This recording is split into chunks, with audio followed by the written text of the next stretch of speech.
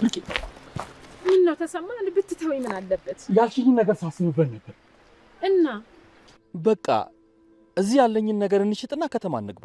እና እንደዛ ስናደርግ ሁለታችንን ባንድ ስንጠፋ በዛብህ አይጠረጥርም? ይጠርጥራ እንዴ? ከዚህ ከወጣን በኋላ ምን እንዳያመጣ ነው? ተከትሎን ይመጣላ። እንደው ብርቅዬ ደግሞ በጣም ነው እሱን የምትፈሪው። እና ምን ላድርግ? ይኸው ነፍሴን ካወቅኩ ጀምሮ የእሱን ዱላ ነው ማስታውስ እኮ። እኔስ ምን አልኩ? ከዚህ ልገላግልሽ ብርቅዬ። እኔ እኮ ወድሻለሁ። ተሰማ በስሜት እንዳትወስን። ኋላ እዛ ሄደንም ያልጠበቅነው ህይወት ቢገጥመን ወደዚህ ነው የምንመለሰው። ብታስብበት ይሻላል። አስቤበታለሁ እኮ። ውይ ተሰማ ደግሞ ሲሮጡት የታጠቁት ነገር ነው እንዴ። ወላጆቻችንን ለመጠየቅ እንኳን ወደዚህ እኮ አንመጣም እንዴ ብርቅዬ። ቆይ ምንድነው እንደዚህ በአንድ የተስፋ ያስቆረጠሽ? ሴት እኮ ነኝ። ትዳሬ ላይ እንደዚህ መሆን የማያሳፍረኝ የማይቆጨኝ ይመስልሃል እንዴ? ምን ያስፈራል? እሱ ያልሰጠሽን መውደድ ከኔ ፈልገሽ እኮ ነው የመጣሽው። ሌላ ሰው ላይ ቢሆንም እንዴት እንደምትፈርድ አውቃለሁ። በራሳችን ላይ ስለሆነ አታቀለሁ እንዴ ብርቅዬ። ተይ እንጂ እንዴ። እንደ ድሯችን ጨዋታ እኮ ነው የሚያምርብሽ። ለመሳቅም እኮ ደስታ ያስፈልገዋል። ዝም ብሎ መሳቅ እኮ ቀረ። ቆይ እሺ ምን ላድርግልሽ ብርቅዬ? እባክህን ተወኝ፣ እኔ መንገድ ልሂድበት። ተወኝ ብያለሁ። ሰላም ሰላም፣ ጤና ይስጥልኝ ውድና እየተከበራችሁ የቻናሌ ቤተሰቦች እንደምናላችሁ። የዛሬው ቪዲዮ የጽናት ክፍል 175ኛ ነው። ሰላም ውድ ቤተሰቦቼ እንደምናላችሁ፣ በያላችሁበት ሰላማችሁ ይብዛልኝ። ውድ ቤተሰቦቼ የዛሬው ቪዲዮ የጽናት ክፍል 175ኛ ነው። ኪራና ጽናት ከምንጊዜውም በላይ በአሁኑ እጅግ በጣም ደስተኛ ናቸው። ታዲያ ኪራ ወደ ከተማ መመለስ ይኖርብኛል ሲልም የጽናትን አባት ፍቃድ ጠይቆ ወደ ከተማ ሊመለስ እንደሆነ ሲያስብና የጽናት አባትንም ጠይቆ ነበረ። የጽናት አባትም በአሁኑ ግን ስትሄድ ልጄን ይዘሃት አትሄድም አሉት። እሱም እኔም እንደዛ ለማለት ፈልጌ አይደለም፣ ወደ ከተማ ተመልሼ ነገሮችን አስተካክዬ በድጋሜ መመለስም ካለብኝ እመለሳለሁ ይላል። የጽናት አባትም እሺ ልጄ መልካም ሂድና ነገሮችን አስተካክል በማለትም ፈቅደውለታል። ኒናና ብርቄ ተገናኙ። ብርቄ በጣም ተስፋ ቆርጣለች። በአሁኑ በጣም መሮኛል አለች። እንግዲህ ባለቤቴ ቀን ከሌሊት ይደበድበኛል፣ አሁንስ ሰልችቶኛል፣ ምን ማድረግ እንዳለብኝና እንዴት መሆን እንዳለብኝ ራሱ አላውቅም ትላለች። ኒናም እንግዲህ በዚህ ጉዳይ እንደ ሀሳብ ለምን ከሱ ተለያይተሽ በነጻነት አትኖሪም ስትላትም ነበረ። ብርቄም ከሱ ተለይቼ ምንም አይነት ህይወት አይኖረኝም፣ ከዚህ የተሻለ ህይወት አይኖረኝም፣ ከእንግዲህ በኋላ ተስፋ ቆርጫለሁ ትላለች። ብርቄና ተሰማም በድጋሚ ተገናኙ። ብርቄ እንግዲህ ለተሰማም ተስፋ እንደቆረጠችና አሁን ያለችበት ህይወት ከባድ እንደሆነ ስትናገር ነበረ። ኒናና በዛብህ ሲገናኙ ኒና እንግዲህ በንቀት በዛብህን ስትመለከተው ነበረ። በዛብህም ለምንድን ነው እንደዚህ የምታይኝ በማለትም ሲጠይቃት ምን አለበት እኔንም መተኸኝ የነበሩ የቀደሙ ማንነቴን ብታስረሳኝ እያለችውም እንግዲህ ትላንትናዋ ጥሩ እንዳልሆነና መርሳት እንደምትፈልግ ስትናገር ነበረ። ጽናት ብቻዋን ቁጭ ብላ ስላለፉ ታሪኮቿና አሁን ላይ ስላለችበት ነገር እያወራች ፈጣሪዋንም እያመሰገነች አባቷ መጡባት። የጽናት አባት ሲመጣ እንግዲህ ጽናትን ከዚህም ትሰሪያለሽ ይላታል። ጽናትም ስለሆነው ነገር ሁሉ ፈጣሪን እያመሰገንኩ ነው ትላለች። መልካም ነው፣ ፈጣሪሽን ማመስገንሽ ጥሩ አድርገሻል፣ ስለሆነም ስላልሆነም ሁሉ ፈጣሪ ይመስገን ይላል። ታዲያ አባቴ ወደ ከተማ ሄድከው ለምንድን ነበረ? እንዴትስ ቶሎ መመለስ ቻልክ? ትላለች። እኔማ የሄድኩት በዛብህን ለህግ ለማቅረብ ነበረ፣ ግን ደግሞ ነገሩን ሳስበው እሱ በክፉ አስቦ ቢያደርገውም ፈጣሪ ለመልካም ስላደረገልን ሀሳቤን ቀይሬ ወደ ቤቴ ተመለስኩ ይላሉ። ቢሆንም እሱ እንደዛ ለማድረግ አስቦ አይደለም፣ እኛን ለመጉዳት ተነስቶ ነበረ። ለህግ ግዴታ መቅረብ አለበት፣ ለምን ተውከው? ትላለች። ሰው ካሰበ በላይ ፈጣሪ ያሰበ ይበልጣል በማለትም እንግዲህ የጽናት አባት በዛብህን ላለመክሰስ ሀሳባቸውን ቀይረው ወደ ቤታቸው ተመልሰዋል። ቅዱስ ሜላት በድጋሜ ወደዚህ ቤት እንዳትመጣ ብሎ ናቲን አስጠንቅቆ ነበረ። እሷም እንግዲህ ናቲን አስገድዳ በድጋሜ ወደ ቅዱስ ቤት ተመልሳ መጥታለች። መምጣቷም ሳያንስ እንግዲህ ቁጭ ብዬ ፊልም ካላየው ከቤቱ አልወጣም ትላለች። ናቲ በጣም ተጨናንቆ ነበረ። እሺ ፊልሙን አይተሽ ከጨረሽ በኋላ ግን ከዚህ ወጥተሽ መሄድ አለብሽ ይላታል። እሷም ተስማምታ አንዱን ፊልም ስጨርስ ሌላኛውንም ፊልም ካላየው ብላ ሙጭጭ ስትልበት እንግዲህ እሺ ብሎ ፊልም እያዩ እያለ እንግዲህ ቅዱስ ይመጣል።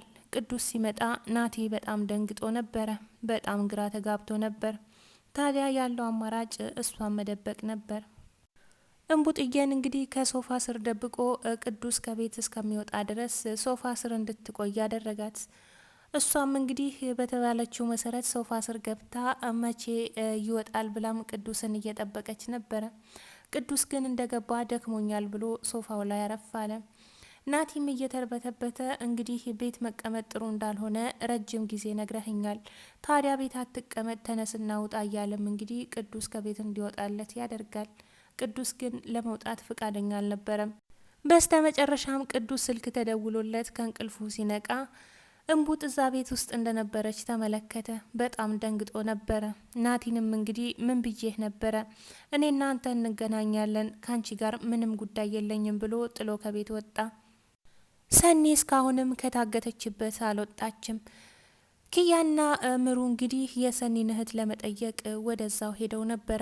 ሲሄዱ ስፒድም ካልተከተልኳችሁ ብሎ እየተከተለ ከነሱ ጋር ሰኒ ቤት ድረስ ሄዷል። ታዲያ እዛ ሄዶ ሌላ ታሪክ ውስጥ ገብቶ ነበረ።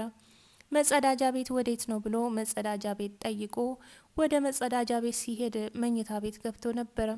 እንግዲህ በዛ አጋጣሚ ካርታውን ካገኘው ብሎ እየፈለገ ነበር። ካርታውን ለማግኘት እጅግ በጣም ጥሮ ነበረ። ነገር ግን አልተሳካለትም። ካርታውንም ሳያገኝ መኝታ ቤት ውስጥ እየፈለገ እንግዲህ የሰኒ እህት መጣችበት። የሰኒ እህት ስትመጣ በጣም ደንግጦ ነበረ። ክያና ምሩ እንግዲህ በንግግሩ እጅግ በጣም አዝነውበታል። ክያ በስተመጨረሻ ወደ ቤት ስትሄድ በጣም ተናዳበታለች። መንገድ ላይ ሲጠራትም እንግዲህ አንተ ምን አይነት ሰው ነህ? እንዴት ነው ሰው ቤት ሄደ እንደዚህ በዚህ ልክ የምታሳፍረኝ? የራስ ጉዳይ ብላም እንግዲህ ጥላው ወደ ቤት ገብታለች። እሱም ስፒድ ተረጋጋ እያለ ራሱን እያረጋጋ ነበረ። ናቲም ቅዱስን ይቅርታ ጠይቆት እኔ እኮ ወደዛ ቤት እንድትመጣ ፈልጌ ሳይሆን እሷ አስገድዳኝ ነው ወደዛ ቤት የምትመጣው እያለም እንግዲህ ከእንግዲህ በኋላ ግን ወደዛ ቤት እዣት አልመጣም እያለም ይቅርታ ጠይቆታል። ቅዱስም ይቅርታ አድርጎለታል። እኔ አንተን ልቆጣ ፈልጌ ወይም አንተን ጠልቻ አይደለም፣ ነገር ግን እቺ ሴትዮ ወደዚህ ቤት እንድትመጣ አልፈልግም፣ በቃ አትምጪ በላት፣ እኔ እሷን እንድትመጣም ሆነ ላያትም አልፈልግም ይላል። ኪራ ስልክ ደውሎ ወደ ቤቱ ሊመለስ እንደሆነና እንዲሁም ደግሞ ሽማግሌዎችን አዘጋጅቶ ወደ ነጽናት ቤት ሊልክ እንደሆነ ለቅዱስም ሆነ ለናሆም ደውሎ ነግሯል። እንግዲህ እዛ ያለውን ነገር አስተካክላችሁ ጠብቁኝ፣ የሽማግሌውን ነገር ደግሞ ስመጣ እናወራበታለን ብሎ ስልክ ደውሎ አሳውቋቸው ነበረ። ናሆም እጅግ በጣም ተደስቷል። እጅግ በጣም ደስ ብሎታል። የጽናትና የኪራ ነገር ተስተካክሎ በማየቱ ኪራ እንግዲህ ቤት ውስጥ እስካሁንም ድረስ ምን እየተካሄደ እንደሆነ የሚያውቀው ነገር የለም። ተጨማሪ ወንድም እንዳገኘም እስካሁንም ድረስ የሰማውና ያዳመጠው ነገር የለም። ቢሆንም ግን አሁን ተመልሶ ሲመጣ ያለውንና የሆነውን ነገር ሁሉ መስማቱ አይቀርም። እንግዲህ ቤቱን ለማትረፍ ብላ ሰኒ እንደታገተች ሲሰማም እንግዲህ በጣም የሚያስገርምና ሰኒ ለነሱ ስትል ይሄን ሁሉ ፈተና እንደተቀበለች ሲሰሙ ጽናትም ሆነ ኪራ እንግዲህ እንደሚገረሙ ይሄ ምንም አያጠራጥርም። ምክንያቱም ሰኒ ሁለቱን በጣም ተወዳቸዋለች።